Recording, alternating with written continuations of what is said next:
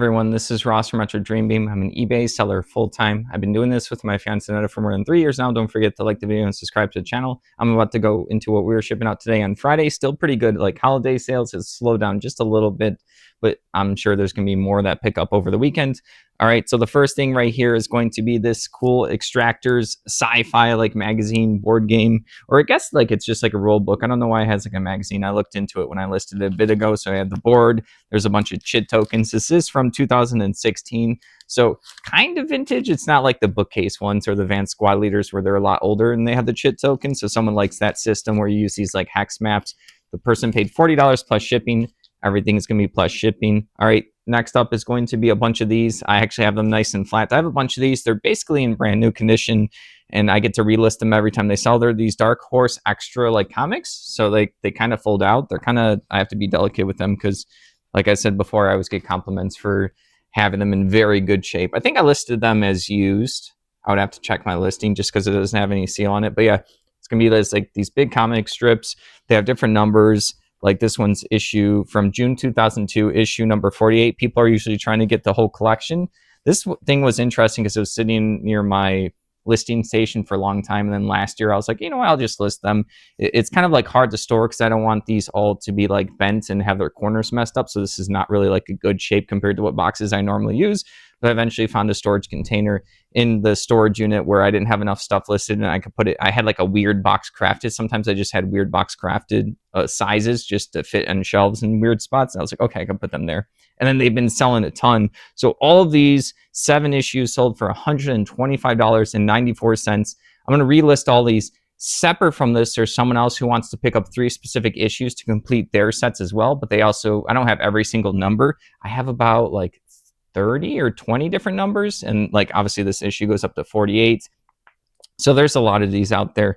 But that's cool, and we agreed upon 45 plus shipping. Even though we're messaging, I'm gonna have to make the listing later on, and sometimes people change their mind, so I did not bring those home to ship out. We only have like a couple hours to ship anyways, so we'll see if that gets included in the next video, if they actually like seal the deal. All right, moving along, we have Pathfinder comic books. These are pretty cool. I got these a long time ago.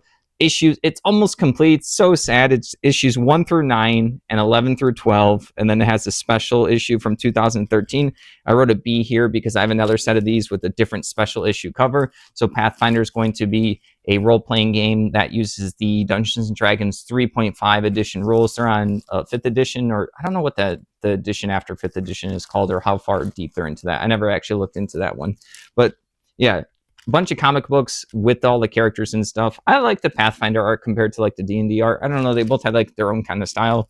I always picture like these like little goblins for Pathfinder. They did a good job with that. $26.25, so pretty good sale. Someone's going to appreciate reading that during like the winter time and the holidays. All right, I've been selling a lot of books and like those winter activities ish. All right, next up is going to be a Gloomhaven character. This is an unlockable character, so I'm just going to ramble a little bit about the game, and if you don't want to know what character this is, you can, I don't know, skip ahead a couple minutes or whatever. But yeah, so Gloomhaven is this fantasy dungeon crawl game by Cephalofair Games. It was #1 on Board Game Geek for a long time, like #1 rated board game, where you open it up, you start with like a mercenary band of different characters to choose from. You play up to 4 players. You go through a huge campaign. There's like 90 or 100 different scenarios, and there's a lot of unlockables. Your characters will have little goals, secret goals, where when you complete them, you actually get to unlock the symbol. You only get to see the symbol, and you'll have choices of different retirement goals, and then you open up and that's your new character, and then you'll get bonuses based on the like the number of characters that you've retired. And then what was the other thing? You also get to like level them up to a certain point. Oh, I'm drawing a blank right now, but basically you get like, even though you're losing your old character that you built up, you get your new character with some bonuses. So this is the Elementalist. It's a Savas character right here. It's the triangle, Triforce triangle or whatever. And then, so this is the tuck box right here. You can even see it has the red sticker here where you open this up as an unlockable. And then it has the character cards that you play, and then also the character board, and then the tokens, and then in here is the miniature. I've sold the miniature separately. I've sold the cards and stuff separately. So yeah, this is going international. They probably don't have access to this. I don't know if they're still working on this. This is like Gloomhaven. It's not like the first edition, but it is like the base game, and they have a 2.0 that's already out that I haven't played. I'll keep an eye out for it at auctions, but I still have Frosthaven to finish and stuff. I've been playing that solo. I might restart it. $8.75 for this. Sorry, I like the game a lot. It is a pretty good game. Just there's not enough time to play all the games. All right, next up is going to be Swords and Wizardry right here, a little fantasy like role-playing game, but this is just like a little reminder sheet for some kind of like light spells and stuff. So some kind of like a cleric or something's going to use this. I'm not too sure. Yeah, it says that there's like, yeah, it says cleric spells right there and some magic user spells. So just a little like pamphlet sheet. It is like a better quality than basic paper. I listed this one kind of recently. This sold for $8. So just an individual sheet. Someone's going to like, all right. Moving on, we have Decipher Wars trading card game. I believe a matter of life or death. I think this is going to be some kind of little catalog for Decipher. I don't know what particular. Oh, I've seen this Wars. This is, I think it was supposed to be off of like Star Wars card game or something. I remember people talking about, oh, I got a bunch of this stuff recently. Sorry. I got a bunch of cards at auction for like $2 or $4. So yeah, this is a dead card game. It's a sci-fi one. I don't know if it's like worth a lot or whatever, but like someone wanted this little catalog pamphlet booklet. It has like some lore in there and stuff. People like to read up lore on the games that they enjoy. $6.91. This is going to a repeat buyer. All right. That reminded me, I have to get the cards from the car. They're in the car in like the auction box I bought, and I have to work on them. Next up is going to be a cast iron coin bank. We got a bunch of these. I told you yesterday when we sold the elephant. This one is a trick pony, one trick pony. The one trick would be putting your coin into the coin bank. These things are heavy. They're kind of cool. I really like them a lot. But yeah, this one does not work. The head is kind of like loose, so someone's going to have to fix it up. So I wrote that in the title, in the description. But yeah, a lot of the price goes into shipping. And then I got these coin banks of all types. They don't have to be like the old one. Just as long as they're like unique or something that someone would enjoy on a shelf. This is technically, the Pikachu here is actually a coin bank. There's a little slot up there and he's like this full. I've been putting coins in him for like 6 years or whatever at this point. All right. But yeah, this ended up going for $10. So yeah, a lot of that is in the shipping, and it sold for a lot cheaper because it doesn't work. It doesn't, like the mechanical parts don't work. I'm sure someone's going to fix it up. People are usually pretty good with that. Not me though. All right. Next up is going to be a police Santa Claus right here. This is going to be an ornament. We got this with the person who flipped storage units. They got a bunch of police die-cast cars and magazines and all that stuff. So we got a bunch of random, like mostly police die-cast stuff, but like we got other random things like police Santa Claus, stuff like that. So yeah, that storage unit, there must have been a police collector of stuff. So $7 for this one. Still has the original tag on the bottom, $14.95. So this person got a steal for it. All right, even though that doesn't matter. Although people message me as if the right stickers are what the thing is. All right, next up is going to be this. This was kind of interesting because I got a bunch of these chess like strategy books by different people or chess masters and stuff like that. I got like a huge box of them, a bunch of them. I listed them. I thought they would do better. They're slowly selling, but I got them a long time ago. They only fit in one box in the storage unit with other stuff in it, so it's not like it's taking up a bunch of space. But this one's called Combinations right here, and then this was by someone called Alfred's Colnages. I probably butchered that name, but that I think it's like their particular combinations or strategies or whatever. Like I never got super deep in chess. I know how to play and I like playing a good game of chess, but like $22 for this one. All right.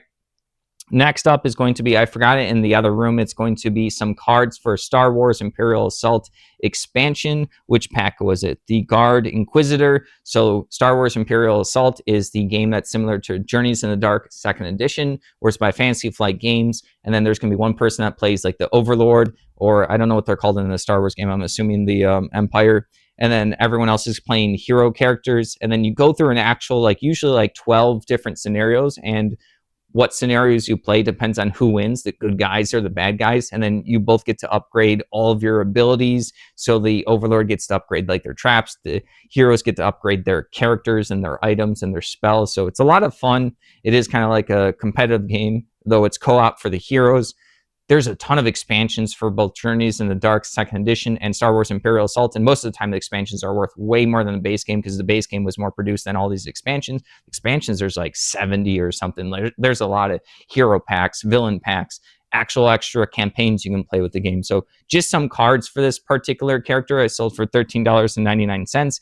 It was not the whole thing, so it's missing the miniature and some of the other cards. But you can still like use individual cards. If you get an item, you can throw it into the item deck for people to get. If it's like a villain card with their stats, you can just like plug in like use your own miniature you have from a different game to sub in for the miniature if it's missing. All right, move along. We have Prague playing card deck right here. This one's from a bit ago. I don't know if I would have picked up this particular one anytime soon, But yeah, it looks like okay. I guess I would. It's interesting enough. I always try to think of like what would someone want to collect, what's like interesting, the arts, the stylized, the size of it, you know, the brand and stuff like that. So this sold for $7. So someone's gonna appreciate that. I haven't gotten any playing cards in a while, like interesting ones. All right. Last up for the day, National Geographic Holiday 2007 calendar with some polar bears right here. And then it has a bunch of different like sweaters and holidays. It's a catalog. People like going through them. We do pretty well selling catalogs. We do best with the women's fashion catalogs or like or like retail stores that don't exist. For example, like a Toys R Us, if you get a catalog like that, it's going to be really good. People want to get into nostalgia. They want to see like, oh, what was selling in like this era. And they're a lot of fun to read. This sold for $17.99. I think that's everything. That is, thank you for watching. Don't forget to like the video and subscribe to the channel. If you'd like to help support us, take a look at the links down below. Have a good one.